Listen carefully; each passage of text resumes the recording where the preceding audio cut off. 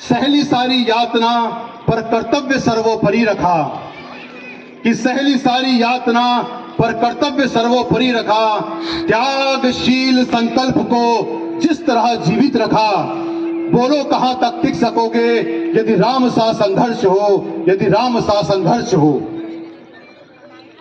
कल मुकुट जिस पर साजना था, कल मुकुट जिस पर साजना था, अब उसे सब कुछ त्यागना था। निर्णयों के द्वंद से एक बालपन का सामना था।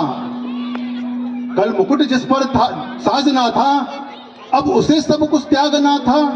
निर्णयों के द्वंद से एक बालपन का सामना था। वचन भी था थामना, आदेश भी था मानना। एक तरफ महाराज दशरथ के वचन थे, एक तरफ मां कैकेयी का आदेश था कि वचन भी था थामना, आदेश भी था मानना। तब किस तरह सोचो स्वयं को, धर्म में तुम रह सकोगे? बोलो कहां तक टिक सकोगे यदि राम सा संघर्ष हो, यदि राम सा संघर्ष हो। प्रजा तो बस राम की थी, प्रजा तो बस राम की थी, दुनिया उसे तो जप रही थी। वचन ही था तोड़ देता, धर्म ही था छोड़ देता। लेकिन पीढ़ियां क्या सीख लेगी, राम की चिंता यही थी। पीढ़ियां क्या सीख लेगी, राम की चिंता यही थी। वो छिन रहा एक क्षण में सब कुछ। सोचिए, एक क्षण आप राजा बनने वाले हैं और किसी क्षण आप वनवासी हो जाते हैं। वो छिन रहा एक क्षण में सब कुछ। सोचो एक क्षण क्या करोगे? बोलो कहां तक टिक सकोगे यदि राम सा संघर्ष हो, यदि राम सा संघर्ष हो। केवट न जाने क्या किया था, केवट न जाने क्या किया था, सौभाग्य जो उसको मिला था।